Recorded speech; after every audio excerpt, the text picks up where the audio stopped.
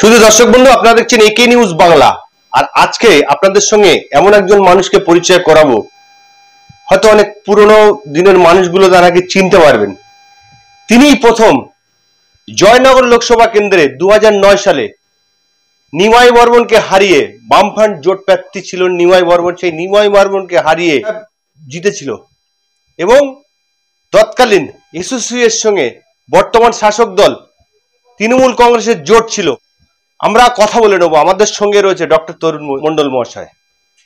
2009 সালে বাম দুর্গকে এক প্রকার ধূলিসাৎ করে রেকর্ড ভোটে জেতার পরে 2014 সালে আপনাকে আর শাসক দল অর্থাৎ তৃণমূল টিকিট দিল না, কিংবা সমর্থন করলো না, কিংবা জোট রাখলো না।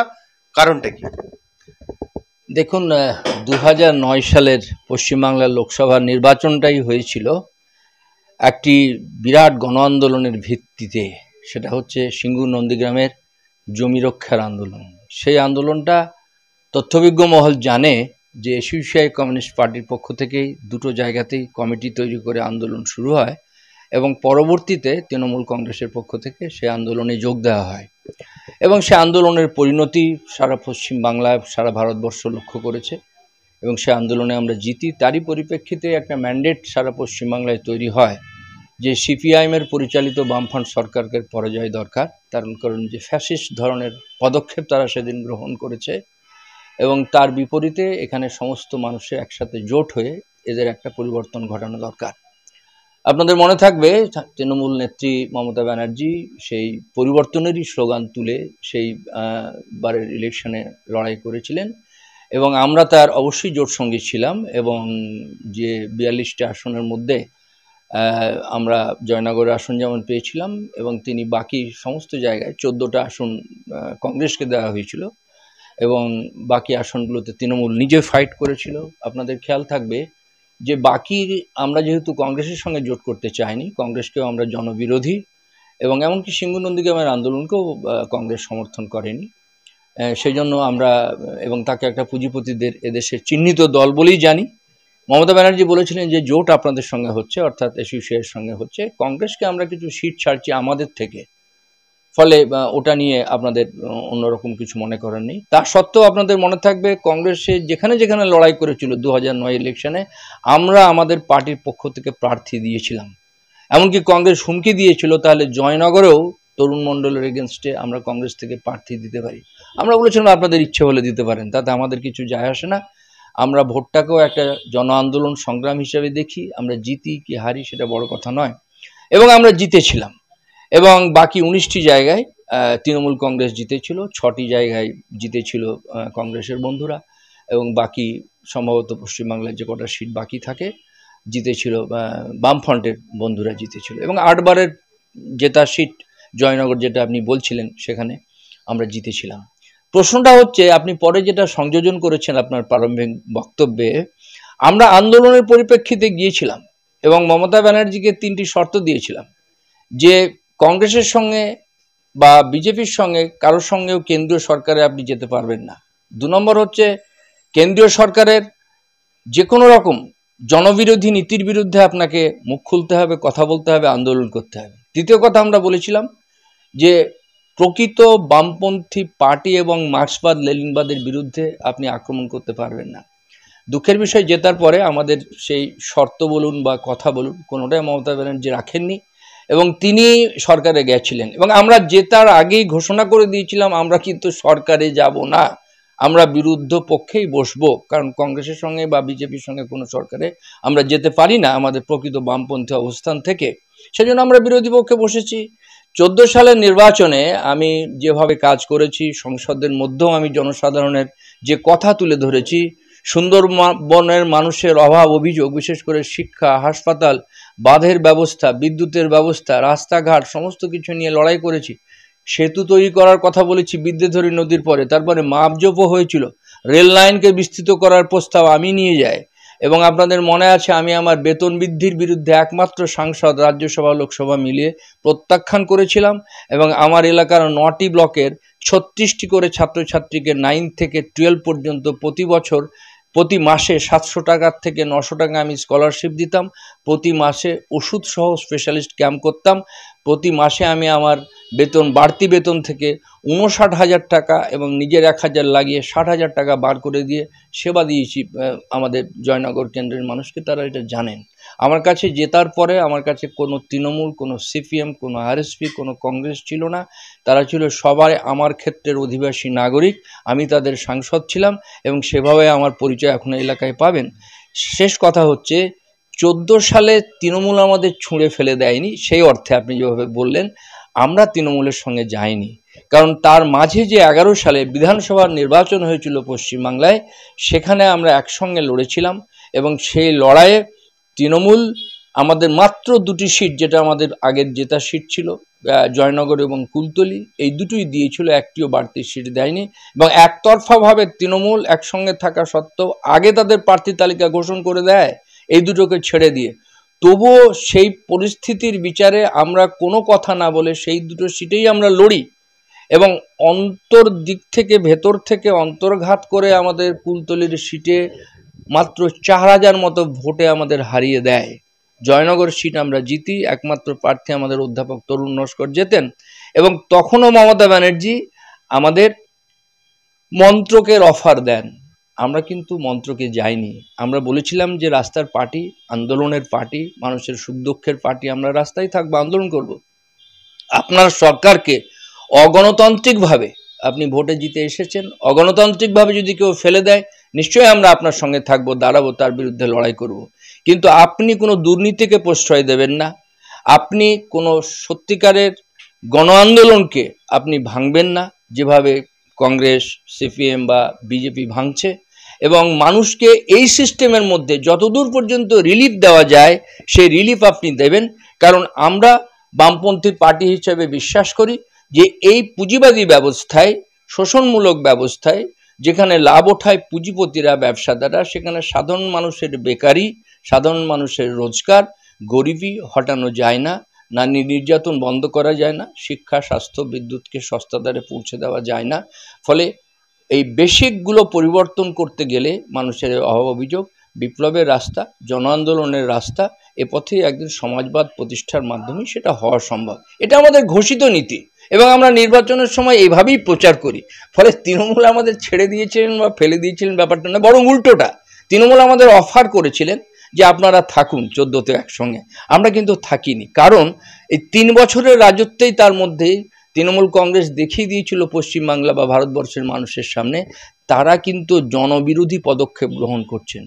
শিক্ষার ক্ষেত্রে যে কথা তারা বলে গিয়েছিলেন, বন্দিমুক্তি সম্বন্ধে যে কথা তারা বলে গিয়েছিলেন, নারী নির্যাতন বন্ধ করা, আপনারা দেখেছেন একটার পর একটা পার্ক স্ট্রিট, বারাসাত, কামদুনি, কাটোয়া, একটার পর একটা ঘটনা ঘটেছে, একটার পর একটা আক্রমণ ঘটেছে। উনি বলেছেন কখনো সাজানো ঘটনা, কখনো স্কুলের ঘটনাকে ভাঙুরের বলেছেন যে দামাল ছেলের কাণ্ড, ছোট ছেলেদের কারবার, এইসব করে কিন্তু অরাজকতা বন্ধ করেনি। সুতরাং আমরা তাদের জনবিরোধী রূপটা জানতাম যে একবার ক্ষমতায় গেলে তাদের এই রূপটা প্রকাশ পাবে।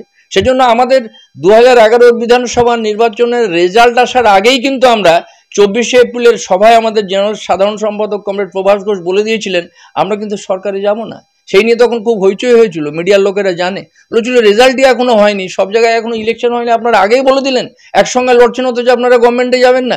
এটা একটা বাজে প্রতিক্রিয়া হবে না মানুষের কাছে? আমরা খুব বলিষ্ঠভাবে বলেছিলাম যে আমাদের মানুষ, পশ্চিমবাংলার মানুষ জানে এটা 1948 সালের পার্টি, এটা 1998 সালে সৃষ্টি হওয়া তৃণমূল কংগ্রেস পার্টি নয়, যারা একবার বিজেপির সঙ্গে গেছে, একবার কংগ্রেসের সঙ্গে গেছে, একবার একা লড়েও চেষ্টা করেছে, কোনোবারই জিততে পারেনি।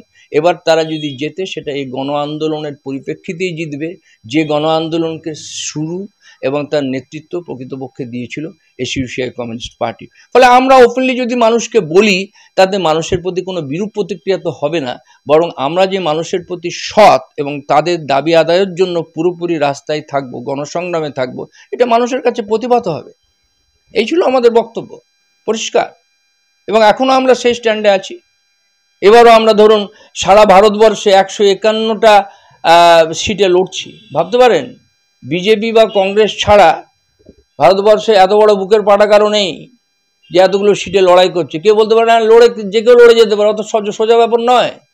আপনারা জানেন যে একটা লোকসভাতে লড়াই করা, সেখানে আপনার জামানত ভর্তি করার থেকে শুরু করে বাকি যে খরচা খরচে মানুষের কাছ থেকে আমরা সংগ্রহ করছি।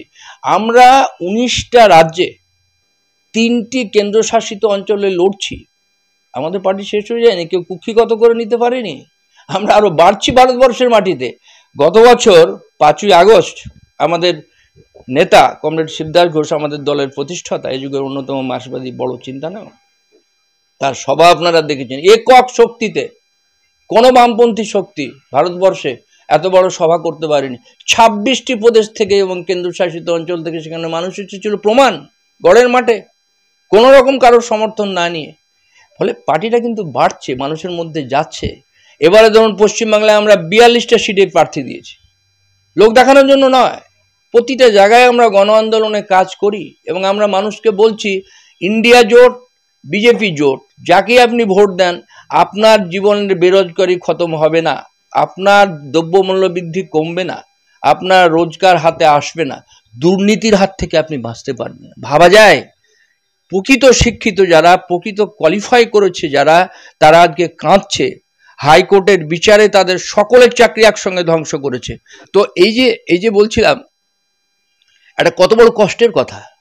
একটা ছেলে একটা মেয়ে শিক্ষিত হয়ে তারপর পরীক্ষা দিল, কত কষ্ট করে তারা পড়াশোনা করেছে, ট্রেনিং নিয়েছে, তারপর তাদের এভাবে বিতাড়িত হতে হচ্ছে। এমনকি যারা জেনুইন ভাবে চাকরি পেয়েছে তাদেরও আজকে বলছে বেতন ফেরত দিতে হবে, তাদেরও তাড়িয়ে দিচ্ছে। এটা তো হওয়া উচিত না। এই যে পশ্চিমবাংলায় যে চলছে, চাকরি চুরি, কয়লা চুরি, গরু চুরি, তেরপল চুরি, পুকুর চুরি, এতে তো আপনারাও অস্বীকার করতে পারবেন না। আপনাদের সাহায্য নিয়ে এই সরকার এসছে ক্ষমতায়, আসার পরে এই কাণ্ড কারখানা শুরু করেছে, এতে তো আপনাদেরও ক্রেডিট নিতে হবে। এই কথাটা একদমই আমি স্বীকার করছি না এবং এটাকে আমি একটা খুব কি বলবো, খুব নিম্নমানের লজিক বলে বলবো। আপনার ছেলে যদি অসৎ হয় আজকে সমাজের প্রভাবে পড়ে, তাহলে তো আমি বলতে পারি না যে বাবা অসৎ ছিল সেজন্য আপনিও দায়ী, তাহলে তো সমাজের কোনো ভূমিকা থাকে না। একজন বড় সাহিত্যিক পৃথিবীর বুকে মার্ক টোয়েন বলেছিলেন, আমাদের সব থেকে বড় শিক্ষক কিন্তু পরিবেশ। দেখুন, আমরা যদি দায় নিতাম তাহলে তো আমরা সরকারে যেতে পারতাম, তাহলে তো তরুণ মণ্ডলকে আজকে এমপি দেখতে পেতেন বা এই সরকারের মন্ত্রী দেখতে পেতেন। আমাদের যেমন লেফট ফ্রন্ট সিপিএম 2001 সালে যখন মমতা ব্যানার্জি বলেছিলেন হয় এবার না হলে নেভার, তখন বুদ্ধদেব বাবুরা আমাদের অফার করেছিলেন যে আপনারা তো বামপন্থী। অন্য সময় তারা আমাদের বামপন্থী দেখতে পাননি, কিন্তু ভোটের মুখে যখন দেখতে পাচ্ছিলেন যে একটা বিরাট ধাক্কা আসতে যাচ্ছে, তখন আমাদের নেতাদের আলিমুদ্দিন স্টেটে ডেকে বলেছিলেন যে আমরা একসঙ্গে লড়াই করি। আমাদের নেতারা যোগ্য জবাব দিয়েছিলেন যে আগে আপনারা প্রকৃত বামপন্থী হন। বামপন্থার নামাবলী গায়ে দিলেই বামপন্থী হওয়া যায় না, চরিত্র গঠন করুন, বাম আন্দোলনে আসুন। সরকারের থেকে সেগুলো আপনারা ভুলে গেছেন, আন্দোলনকে আপনারা ধ্বংস করছেন, নারী নির্যাতন করছেন, বানতলা করেছেন, ধানতলা করেছেন, সব মনে আছে, পশ্চিমবাংলার মানুষ ভুলে যাবে না। আগে ওটা করুন। ওরা অফার দিয়েছিল, তৃণমূলও আমাদের অফার দিয়েছিল, আপনাকে এর আগেই আমি বললাম। আমরা যদি ভাগিদারি হতাম তাহলে আমরা নিশ্চয়ই, যেটা একটু আগে আপনাকে বললাম, 24শে এপ্রিল নির্বাচনের রেজাল্ট হওয়ার আগে আমরা ময়দানে ঘোষণা করতাম না যে আমরা কিন্তু সরকারে যাব না। তার মানে আমরা একটা প্রকৃত বামপন্থী পার্টি হয়ে আমরা যদি আসনের লোভ করতাম, আমরা যদি যেন তেন প্রকারণে একটা সিট পেতে চাই বা মন্ত্রিত্ব পেতে চাই করতাম, তাহলে বামফ্রন্টের সঙ্গে যেতে পারতাম, আমরা তৃণমূল কংগ্রেসের সঙ্গে যেতে পারতাম। আমরা কিন্তু যাইনি। এবং এটা যদি বলেন পশ্চিমবাংলায় তৃণমূল কংগ্রেসও ক্ষমতায় আসার পর সব থেকে কারা প্রথম আন্দোলনে নেমেছে, শিক্ষা নিয়ে, মদের প্রসার বৃদ্ধি নিয়ে, নারী নির্যাতন নিয়ে, কৃষকদের ফসলের দাম পাওয়ার জন্য, রেশনের দুর্নীতি বন্ধ করার জন্য, আমফান দুর্নীতি বন্ধ করার জন্য, সেই পার্টিটার নাম কিন্তু এই শিশুরা কমিউনিস্ট পার্টি। এবং তার জন্য 2015 সালে আমাদের একটি ছাত্র, 2জন ছাত্র চোখ পর্যন্ত গেছে আন্দোলনে, পুলিশ এভাবে লাঠিচার্জ করেছে। ফলে আমরা কিন্তু আন্দোলনের রাস্তাতেই আছি। বরং কথার খেলাপ করেছে তৃণমূল। পার্থ চ্যাটার্জি, যিনি এখন জেলে আছেন, তিনি তখন শিক্ষামন্ত্রী ছিলেন। আপনাদের মনে থাকে 2017 সালে আমরা একটা বন্ধ দেখেছিলাম পাশফেল প্রথাকে ফিরিয়ে আনার জন্য। ওরা তখন কথা দিয়েছিল পশ্চিমবাংলার মানুষের সামনে যে আমরা আপনাদের কথা দিচ্ছি, বন্ধ করার দরকার নেই, আমরা ফিরিয়ে নিয়ে আসব। তারা কিন্তু কথা রাখেননি। এবং আমরা যখন বললাম কেন আপনারা করলেন না, তাদের মন্ত্রী ব্রাত্য বসু তখন উত্তর দিলেন, পাবলিককে, জনান্তিকে উত্তর দিলেন যে তাহলে কেন্দ্রীয় সরকার আমাদের টাকা বন্ধ করে দেবে, কেন্দ্রীয় সরকারের কাছ থেকে আমরা তহবিল পাবো না। পশ্চিমবাংলাকে ডোবানোর জন্য এককালে সিপিএম এই কাজ করেছিল, সিপিএম এর নেতৃত্বে বামফ্রন্ট। তাহলে আজকে কেন্দ্রীয় সরকার যে শিক্ষানীতি নিচ্ছে, আজকে পশ্চিমবাংলাকে ডোবানোর জন্য তৃণমূল সরকার সেই কাজটাই করছে। তো তার বিরোধিতা করে তো আমরা আন্দোলনে লড়াই করছি, তাহলে আমরা তার দোষের ভাগিদার হতে যাব কেন? তারা আজকে শেখ শাহজাহানকে তৈরি করছে, শওকতকে পুষছে। এরকম কত শাহজাহান, কত শওকত পশ্চিমবাংলার বুকে আছে, সেটা কি আপনারা জানেন না? এই যে গরু চুরি, বালি চুরি, এই দুর্নীতি, এই শিক্ষা নিয়ে সব কিছু, যে কোনো চাকরি পেতে গেলেই জানেন আজকে একটা আমফানের মতো প্রাকৃতিক দুর্যোগ, সেখানকার টাকা খেয়ে নিচ্ছে। আজকে রেশনের টাকা খেয়ে নিচ্ছে। কত বড় জ্যোতিপ্রিয় মল্লিক খাদ্যমন্ত্রী এখনো জেলে পড়ছে। আমি বুঝতাম আজকে মুখ্যমন্ত্রী বলছেন বড় গলায় যে অন্য জায়গায় কেউ দুর্নীতি দেখতে পাচ্ছে না, যেহেতু বিজেপি, এমনকি কোর্টের নামেও তিনি বলার চেষ্টা করেছেন, তাহলে পশ্চিমবাংলায় এটা করছে। আমার কথা হচ্ছে বিজেপি ন্যায় করছে, কথা ভারতবর্ষের মানুষ বলছে না। এই দুদিন আগে আমি দিল্লি, উত্তরাখণ্ড ইত্যাদি প্রদেশে ইলেকশনের কাজেই গিয়েছিলাম। কেউ কিন্তু বলছে না যে বিজেপি ওখানে অরবিন্দ কেজরিওয়ালকেও ঘরে তালা বন্ধ করে দিয়ে ভালো কাজ করেছে। কিন্তু কথাটা হচ্ছে অরবিন্দ কেজরিওয়াল তবু মদ ইত্যাদি সংক্রান্ত সরকারের টাকা খেয়েছিল কিনা সন্দেহ আছে, কিন্তু বালি খাদানের টাকা, কয়লা পাচারের টাকা, গরু পাচারের টাকা, নারী পাচারের টাকা, দুর্নীতির টাকা যে কাঁড়ি কাঁড়ি পাওয়া গেছে। এবং আজকে তো মমতা ব্যানার্জিও মুখ ফুটে বলতে পারছেন না যে তারা দুর্নীতি করেননি। আমার কথা হচ্ছে বিজেপি খারাপ, তাই বলে আমি চুরি করব কেন, আমি খাবো কেন? আর এটাও মনে করবেন না যে আজকে বড় গলায় ধরুন সিপিএম এর বন্ধুরা যারা ইন্ডিয়া গাঠবন্ধনকে আজকে সমর্থন করছে এখানে কংগ্রেসের সঙ্গে, আবার তারাই কিন্তু মানে হাড্ডাহাড্ডি ওই আরেকটা স্টেট কেরালায় লড়াই করছে, যেন মার্কেটেরই লড়াই করছে। এবং ওদের এক নেতা সিপিএম এর, আমি হিন্দু পত্রিকায় পড়ে দেখলাম, বলেছে রাহুল গান্ধী আসল গান্ধী কিনা ও ডিএনএ টেস্ট করতে হবে। কথাটা মানে বুঝতে পারলেন? মানে কত বড় লজ্জাকর, শুধু না কত অসভ্য কথা, কত বড় অসভ্য কথা। কে বলছে? সিপিএম এর একজন নেতা, যে এককালে ওখানে এমএলএ ছিল এবং ট্রেড ইউনিয়ন নেতা, সে ওখানে হাড্ডাহাড্ডি, ওখানে হচ্ছে কি বল, আপনাদের একটা কথা আছে না, এখানে দোস্তি আর ওখানে কুস্তি, বড় কুস্তি। এবং তারা আজকে, তাদের সময়ও চুরি হয়নি, দুর্নীতি হয়নি, সবকিছু ধোয়া তুলসী পাতা ছিল, এরকম কথা যদি কেউ মনে করে পশ্চিমবাংলায়, তাহলে এই উত্তর আমাকে দিতে হবে যে যারা 34 বছর রাজত্ব করেছে, একটা ক্লাস 4 স্টাফ থেকে শুরু করে গ্রামীণ সাধারণ মানুষ থেকে শুরু করে ইউনিভার্সিটির ভাইস চ্যান্সেলর পর্যন্ত যাদের সংগঠন ছিল, তারা আজকে একটা আসন পেল না কেন পশ্চিমবাংলার বিধানসভায়? এবং আরো বড় কথা, তবু মানুষ তৃণমূলের বিরুদ্ধে বিজেপির কথা ভাবতে পারছে, কিন্তু সিপিএম এর কথা ভাবতে পারছে না। কেন? কেন? আমার কেন্দ্র আমি দেখছি, তো আমার পুরনো কেন্দ্র আমি দেখছি, কেন মানুষের মনে তাহলে কি ধরনের অত্যাচার, কি ধরনের জুলুম? এই শেখ শাহজাহানরা, এই শওকতরা কাদের প্রোডাক্ট? এই অ্যান্টি সোশ্যালরা, যারা তাদের সাম্রাজ্য চালায়, যারা নারী পাচার করে, জোর করে মানুষকে খাটায়, পয়সা দেয় না, যৌন নির্যাতন চালায়, মদের ব্যবসা করে, ড্রাগের ব্যবসা করে, গরু পাচার করে, তারা সবসময় পুলিশ প্রশাসনের সাহায্য চায়। এবং পুলিশ প্রশাসন যাদের কন্ট্রোলে থাকে তাদের কাছে তারা চলে যায়। এই শওকত মোল্লা, যিনি আমার জীবনতলার অর্থাৎ পূর্ব ক্যানিং কেন্দ্রে রয়েছেন এবং এমএলএই তো আছেন উনি, এবং এখন তো তৃণমূল কংগ্রেসের একজন সম্পাদক রাজ্যের উনি। তো আমার কথা হচ্ছে, আমার মনে আছে 9 সালে আমরা একসঙ্গে জিতে লোকসভায় পার্লামেন্টে যাওয়ার পর মমতা ব্যানার্জি রেলমন্ত্রী হয়েছিলেন আমাদের।